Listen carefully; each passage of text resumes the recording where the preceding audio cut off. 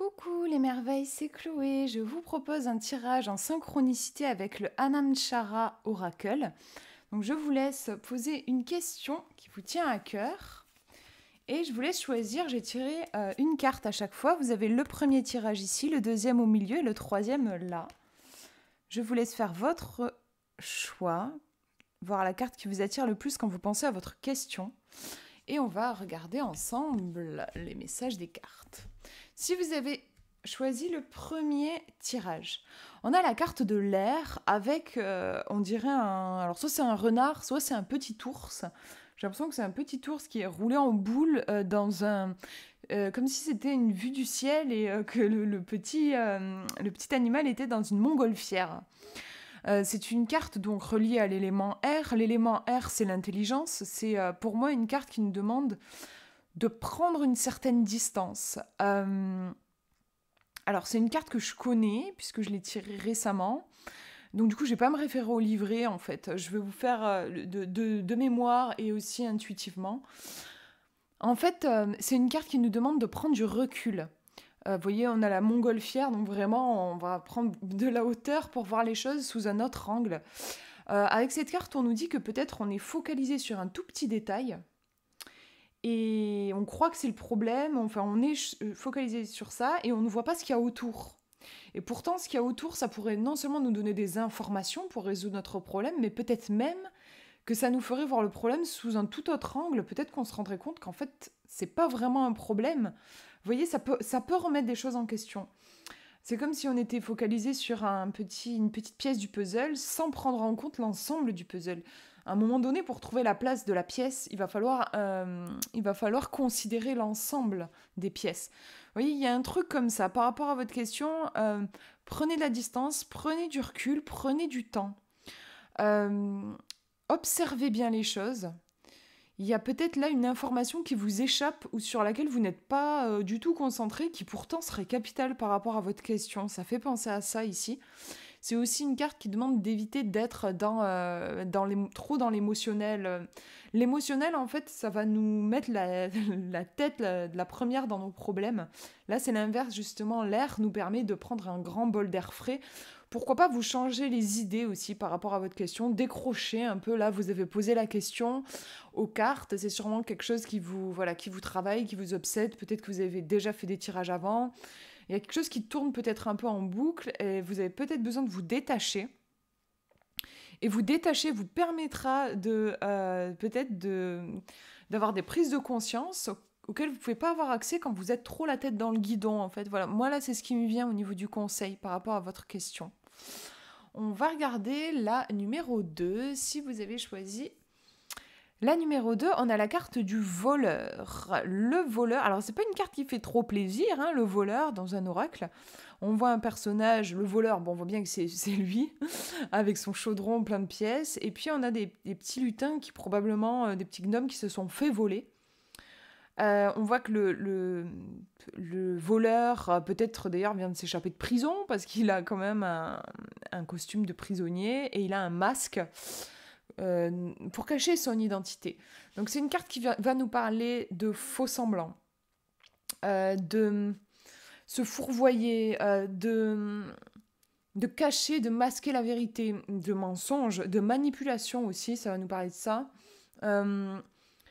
Ça va nous parler parfois du fait de se mentir à soi-même.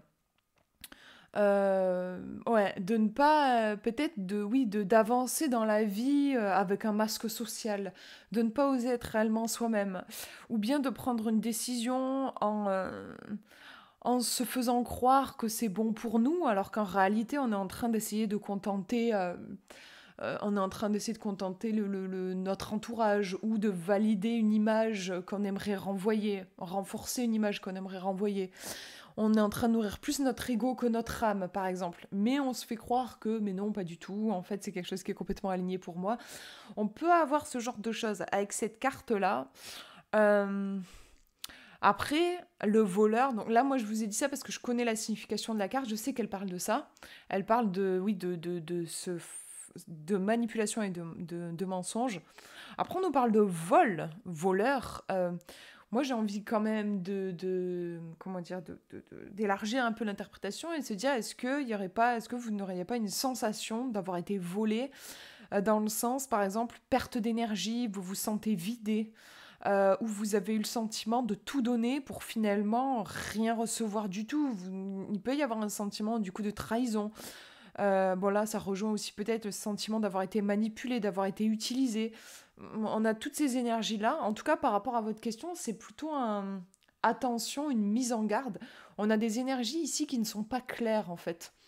On a quelque chose qui se fait passer pour un truc, mais qui est tout autre chose derrière.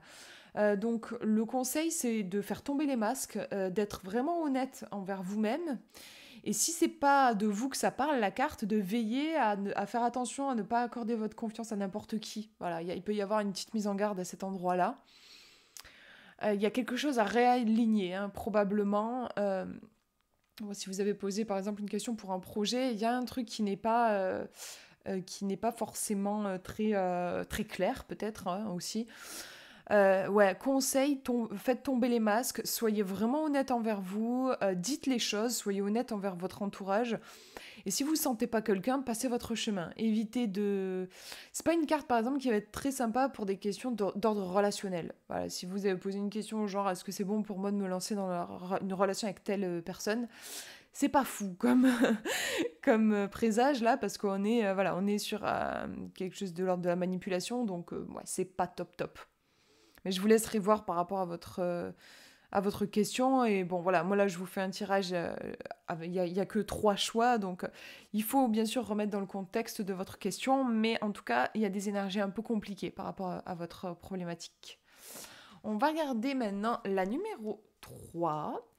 On a la foi, je crois, Fate. Si je dis pas de bêtises, il me semble que c'est la foi avec ce magnifique oiseau. Alors, je sais jamais si c'est une chouette ou un hibou, vous me direz dans les commentaires. En tout cas, on est sur cet oiseau qui vient symboliser la sagesse, qui est très reliée à l'énergie de la nuit, à cette énergie yin, au fait de voir clair dans la nuit, en fait, hein, de voir clair là où d'autres n'y verront pas grand-chose. Je pense que c'est une carte qui vous invite à vous faire confiance et je la sens plutôt positive par rapport à votre question. On va regarder dans le livret parce que celle-ci, je ne la connais pas. Alors, hop, je prends mon traducteur. Et on va voir ce que cette carte est venue vous dire. Si mon portable veut bien, parce que je ne sais pas ce qu'il me fait là. Je réessaye.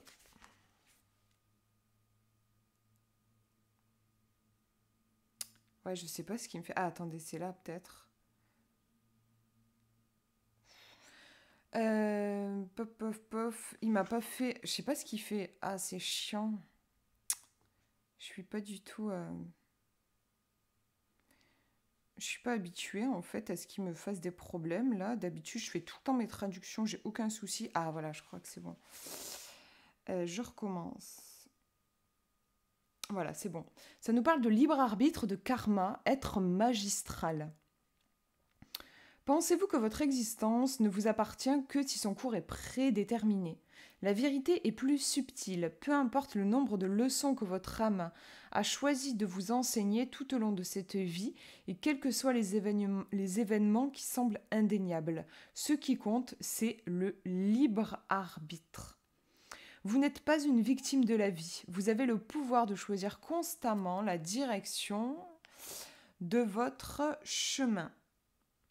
Vous pouvez vivre dans la colère, la peur ou l'amour et survivre à toute situation qui semble insurmontable. Vous êtes à un tournant, un moment clé où vous pouvez vivre selon les codes déterminés pour vous ou selon vos propres règles. Il n'y a ni limitation ni condamnation. Votre chemin vous est unique et vous pouvez en faire quelque chose d'extraordinaire à chaque fois. Lorsque vous agissez, rappelez-vous que vous portez votre vie. Chaque choix, qu'il s'agisse d'évoluer ou de détruire, renverra votre image. Le karma n'oublie pas. C'est puissant comme message.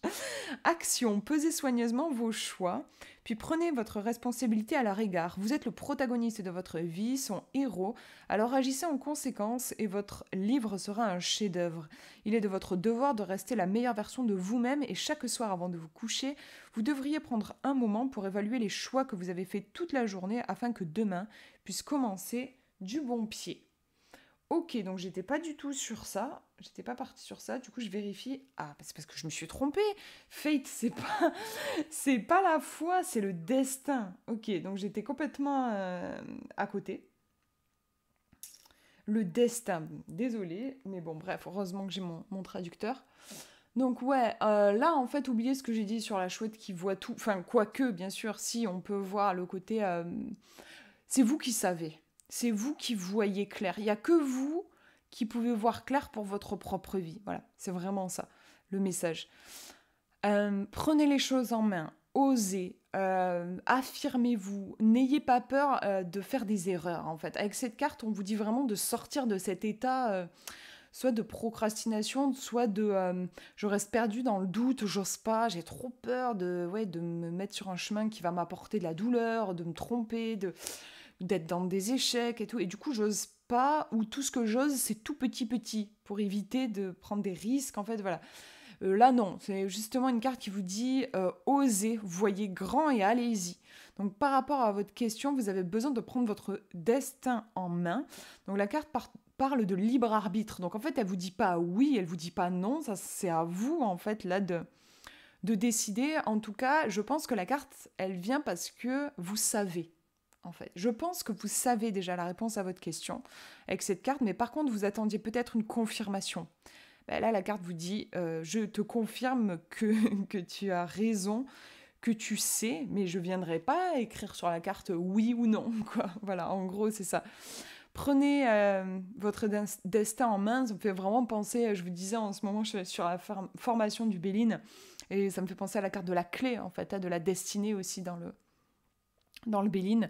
Donc c'est vraiment là, vous avez toutes les clés en main pour avancer par rapport à votre question. Faites-vous confiance, écoutez votre petite voix. Vous savez déjà. Là, moi, c'est vraiment ça que je vois avec cette carte. Voilà pour ces tirages. J'espère que ça vous aura parlé, que ça vous aura aidé par rapport à votre questionnement. Je vous fais de gros bisous. Prenez bien soin de vous.